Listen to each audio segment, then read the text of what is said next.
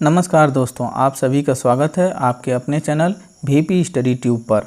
General science master quiz series का यह 16वां भाग है। तो चलिए स्टार्ट करते हैं 16वां पार्ट। और हर एक पार्ट में हम 25 प्रश्नों का सलूशन करते हैं। इसका पीडीएफ वीडियो के डिस्क्रिप्शन बॉक्स में दिया गया है, वहां से आप डाउनलोड कर सकते हैं। तो चलिए स्टार्ट करते हैं 16वां भाग। पहला प्रश्न, पारा जमता है यानी पारा का फ्रीजिंग पॉइंट क्या है? तो पारा -39 डिग्री सेल्सियस पर जम जाता है, -39। तो ऑप्शन बी सही उत्तर हो जाएगा। यहाँ बात आई है पारे की, तो पारा को लौह पात्र में रखा जाता है क्योंकि यह लोहे के साथ अमलगम नहीं बनाता है और अन्य धातुएं पारा के साथ मिलकर एक धात्विक घोल बनाती हैं जिसे अमलगम कहते हैं। परंतु पारा लोहे के साथ अमलगम नहीं बनाता है, इसलिए पारा को लोहे के पात्र में रखा जाता है। पारा को क्विकसिल्वर, पारद, Hg, रस, द्रव धातु इत्यादि नामों से भी जाना जाता है। और पारा मुख्य अयस्क सीनेबार है। पारे का मुख्य अयस्क है सीनेबार, जो अमेरिका, मैक्सिको और इटली में अधिक मात्रा में पाया जाता है। तो हमने पारे के बारे में इतने सारे बिंदुओं को जाना। ये सभी भी परीक्षा के दृष्टिकोण से बहुत ही महत्वपूर्ण है और ये कहीं ना कहीं परीक्षा में ज़रूर पूछे गए हैं, तभी मैंने इनकी चर्चा की है यहाँ पे। 2 नंबर प्रश्न देखते हैं। उच्च तापक्रम मापने वाले यंत्र हैं। तो उच्च तापक्रम मापने के लिए हम पायरोमीटर का प्रयोग करते हैं। पायरोमीटर एक ऐसा उपयंत्र है जो उच्च तापक्रम मापता है, यानी भट्ठी का ताप इत्यादि पायरोमीटर की सहायता से मापा जाता है। आइए ऑप्शन ए के बारे में देख लेते हैं। हाइग्रोमीटर। तो हाइग्रोमीटर वायुमंडलीय आर्द्रता मापने के लिए प्रयोग की जाती है। तो आर्द्रता मापने के लिए हाइग्रोमीटर का उपयोग किया जा सकता है और आप चित्र में देख सकते हैं हाइग्रोमीटर को। Option C tachometer. तो टैकोमीटर की सहायता से वायुयान की गति मापी जाती है। ऑप्शन डी देखते हैं। तो पिक्नोमीटर के द्वारा द्रवों के घनत्व तथा प्रसार गुणांक मापने के लिए प्रयोग किया जाता है। 3 नंबर प्रश्न देखते हैं। शुष्क सेल। तो शुष्क सेल, सबसे पहले सेल के बारे में जान लेते हैं। तो छोटे छोटे सेलों के समूह को बैटरी कहते हैं। तो यहाँ शुष्क सेल की बात आई है, यानी सूखा सेल। तो सूखा सेल प्राथमिक श्रेणी के सेलों में आता है। तो प्राथमिक श्रेणी के सेलों में सूखा सेल आता है, इसलिए यहाँ सही उत्तर प्राथमिक सेल हो जाएगा। 4 नंबर प्रश्न देखते हैं। प्रकाश की गति न्यूनतम होगी। तो प्रकाश की गति तब न्यूनतम होती है जब प्रकाश सघन माध्यम से गुजरती है, तो इनकी गति न्यूनतम हो जाती है। तो यहाँ ऑप्शन देखिए, इनमें वायु, जल, कांच, निर्वात। तो इनमें सबसे अधिक सघन माध्यम जो है वो कांच है, इसलिए ऑप्शन के अनुसार चलते हैं तो इसका सही उत्तर हो जाएगा कांच से गुजरने पर। यहाँ हमको यह जानकारी होनी चाहिए कि प्रकाश जब भी सघन माध्यम से गुजरती है तो उसकी गति में कमी आती है, यानी उसकी गति कम हो जाती है। 5 नंबर प्रश्न देखते हैं। तड़ित चालक अर्थात लाइटनिंग अरेस्टर। लाइटनिंग अरेस्टर एक सुरक्षात्मक युक्ति है।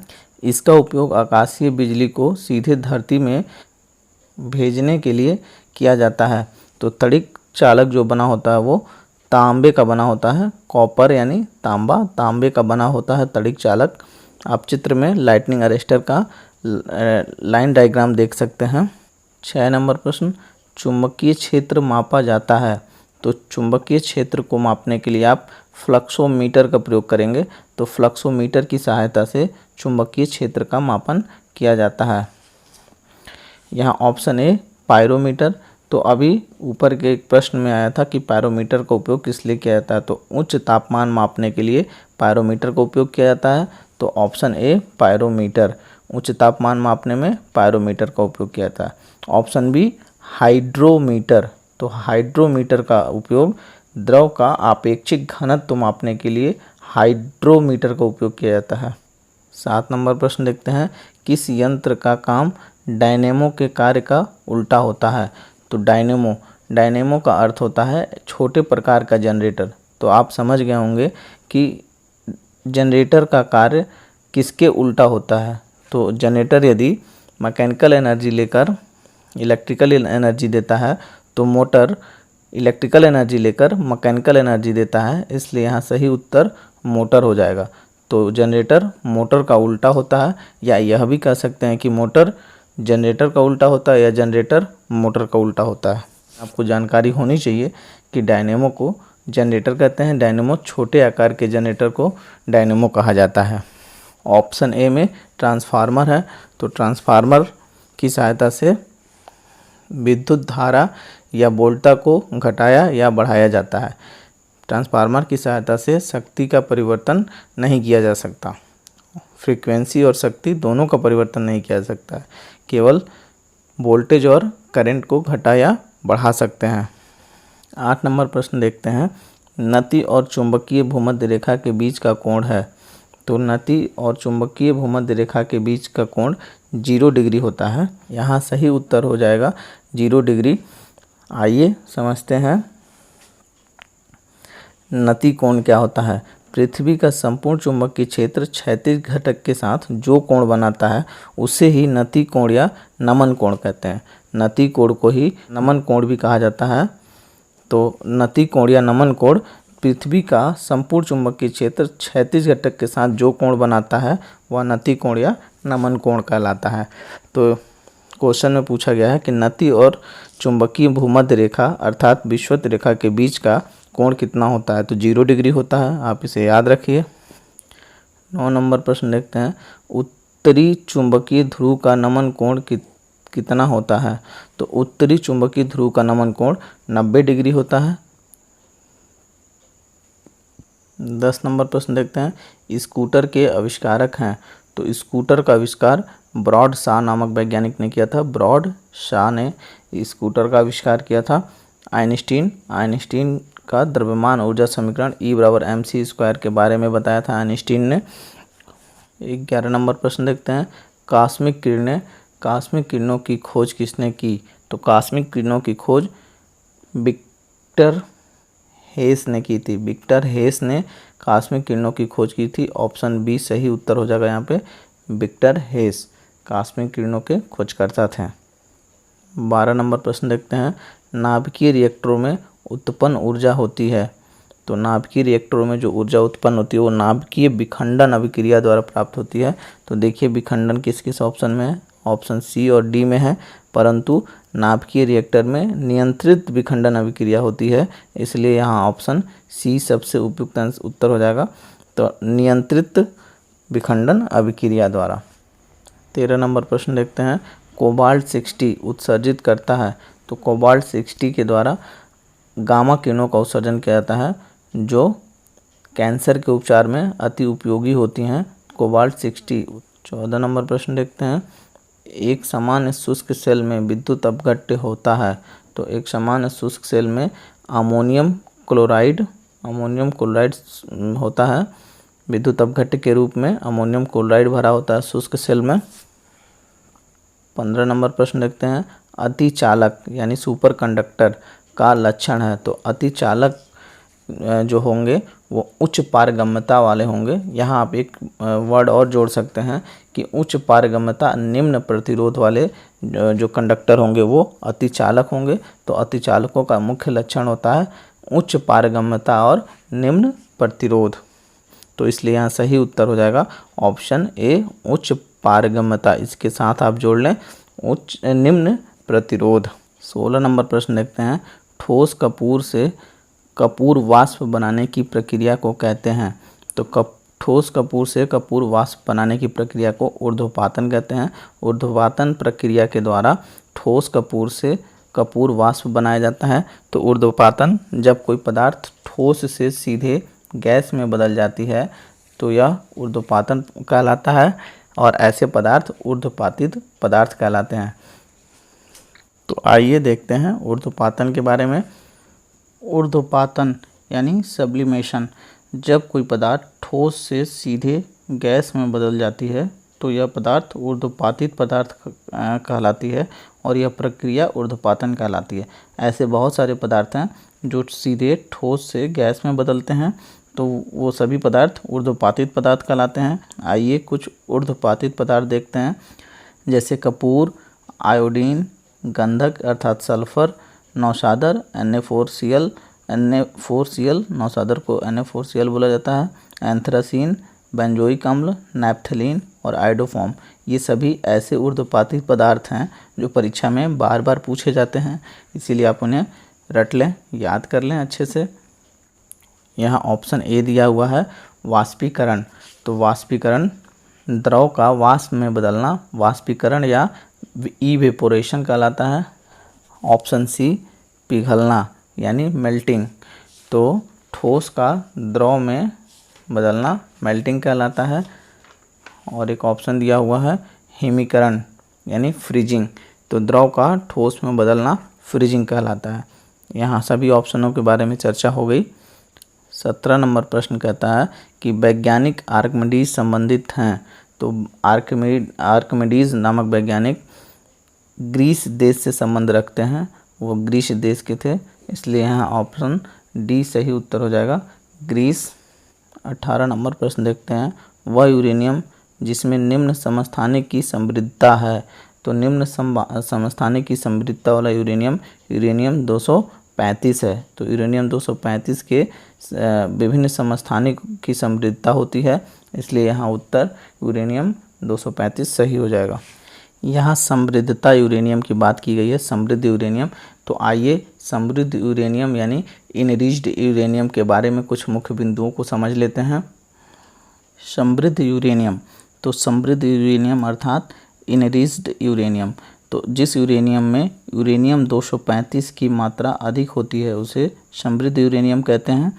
यूरेनियम 235 के नाभिक का विखंडन मंद न्यूट्रॉन की टक्कर से ही हो जाता है,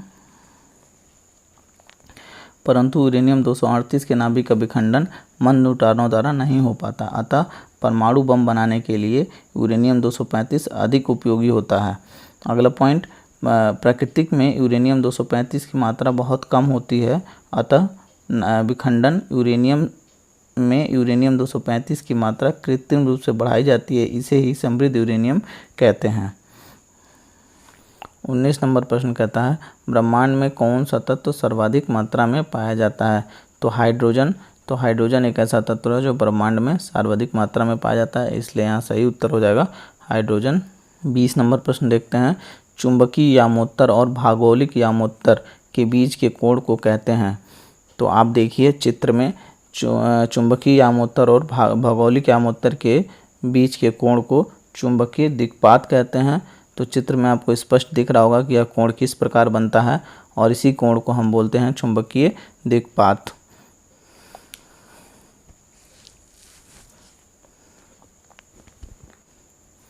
इक्कीस नंबर प्रश्न देखते हैं, यदि पृथ्वी पर वायुमंडल ना होता तो दिन की अवधि, यदि पृथ्वी पर वायुमंडल ना होता तो दिन की अवधि कम होती। यह प्रश्न पहले भी आ चुका है, इसीलिए आपको यह याद होना चाहिए। 22 नंबर प्रश्न देखते हैं, यदि किसी दर्पण को थीटा कोण से घुमाया जाए तो परिवर्तित किरण का घूर्णन होगा। तो यदि किसी दर्पण को थीटा कोण से घुमाया जाता है तो परिवर्तित कोण का मान 2 थीटा हो जाता है। तो 2 थीटा यहाँ सही उत्तर होगा। आइए समतल दर्पण से संबंधित कुछ मुख्य बिंदुओं को देखते हैं। समतल दर्पण, तो समतल दर्पण के द्वारा काल्पनिक या आभासी प्रतिबिंब बनता है। दूसरा पॉइंट, समतल दर्पण में प्रतिबिंब का आकार वस्तु के आकार के बराबर होती है। तीसरा पॉइंट, समतल दर्पण में दर्पण से वस्तु दूरी और प्रतिबिंब दूरी समान होती है, यानी समतल दर्पण में जो दर्पण से वस्तु की दूरी होती है और उस वस्तु के पर जो प्रतिबिंब की दूरी होती है वो दोनों समान होती है। और तीसरा पॉइंट, समतल दर्पण से सीधा प्रतिबिंब बनता है। चौथा पॉइंट, किसी वस्तु की पूरी लंबाई देखने के लिए दर्पण की लंबाई वस्तु के लंबाई की आधी लेनी होगी, तो उस वस्तु की पूरी लंबाई दर्पण में दिखेगी। 23 नंबर प्रश्न देखते हैं, किस विद्युत चुंबकीय तरंग का तरंगदैर्घ्य अधिकतम होता है। तो यहाँ औरक्त किरणों का तरंगदैर्घ्य सर्वाधिक होता है। नीचे दिए गए ऑप्शन के अनुसार औरक्त किरणों का तरंगदैर्घ्य सर्वाधिक होता है। तो आइए समझते हैं कि विद्युत चुंबकीय तरंगों का तरंगदैर्घ्य किस क्रम में होता है। विद्युत चुंबकीय तरंगों से संबंधित बहुत सारे प्रश्न जो परीक्षा में पूछे जाते हैं उन्हें आप एक छोटे से ट्रिक की सहायता से याद कर सकते हैं। तो आइए इस ट्रिक को देख लेते हैं। देखिए सबसे पहले आपको ये लाइन याद रखनी होगी, गा ए प द्रि अशु रेदी, गा ए प द्रि अशु रेदी। आप डायरेक्टली ऐसे याद रखें, गा ए पद्री अशु रेदी, गा ए पद्री अशु रेदी। तो यह एक क्रम है विद्युत चुंबकीय तरंगों का, जिसमें गा का अर्थ है गामा, ए का अर्थ है एक्स किरणें, प का अर्थ है पराबैंगनी किरणें, द्रि का अर्थ है दृश्य किरणें, अ का अर्थ है अवरक्त किरणें, सु का अर्थ है सूक्ष्म किरणें, रे का अर्थ है रेडियो तरंग और दी का अर्थ है दीर्घ तरंग। तो गामा किरणों की तरंग दैर्घ्य जो होती है वो सबसे कम होती है, उससे ज़्यादा एक्स किरणों की, फिर पराबैंगनी किरणों की, फिर दृश्य किरणों की, फिर अवरक्त किरणों की, फिर सूक्ष्म किरणों की, फिर रेडियो तरंगों की, फिर दीर्घ तरंगों की। तो सबसे पहले कम, उससे ज़्यादा, फिर उससे ज़्यादा, फिर उससे ज़्यादा, फिर उससे ज़्यादा, इसी क्रम में तरंग दैर्घ्य और चाल। तो जब भी आपसे पूछेगा कि निम्नलिखित में सबसे अधिक तरंग दैर्घ्य किस किरणों की है, किस विद्युत चुंबकीय तरंग की है, तो ऑप्शन देगा। तो इस हिसाब से अगर आपको ये याद रहेगा तो आप आसानी से बता पाएंगे। तो और इसी प्रकार आवृत्तियों ऊर्जा घटती है। तो देखिए इसी क्रम में आवृत्तियों ऊर्जा घटती है का अर्थ ये हुआ कि सबसे अधिक अगर आवृत्ति की बात करें तो गामा तरंग की आवृत्ति सबसे अधिक, उससे कम एक्स की, उससे कम पराबैंगनी की, फिर उससे कम दीर्घ की। तो ये घटते क्रम में है, ऊर्जा भी हो या आवृत्ति भी हो, तो ऊर्जा गामा किरणों की सबसे ज़्यादा होती है। तो आप याद रखिए, गाये पद्री अशुरेदी, तरंग दैर्घ्य और चाल बढ़ती है, बाद बाकी आवृत्ति और ऊर्जा इत्यादि घटती है। तरंग दैर्घ्य और चाल बढ़ती है, बाद बाकी आवृत्तियों ऊर्जा घटती है। बस ये क्रम याद रखना है, गाये पद्री अशुरेदी। तो ये याद रखिए, इससे आप बहुत सारे प्रश्न बना लेंगे। 24 नंबर प्रश्न, ऊष्मा का सर्वोत्तम चालक है। तो ऊष्मा का सर्वोत्तम चालक दिए गए ऑप्शन में पारा है, पारा ऊष्मा का सर्वोत्तम चालक है। 25 नंबर प्रश्न देखते हैं, खाना पकाने का बर्तन होना चाहिए। तो खाना पकाने बर्तन की जो गुण होना चाहिए वो उच्च विशिष्ट ऊष्मा तथा निम्न चालकता का होना चाहिए, यानी उसकी कंडक्टिविटी कम हो लेकिन विशिष्ट ऊष्मा चालकता अधिक होनी चाहिए। तो इसीलिए यहाँ ऑप्शन सी सही हो जाएगा। तो खाना पकाने वाले बर्तन की उच्च विशिष्ट ऊष्मा होनी चाहिए तथा निम्न चालकता होनी चाहिए।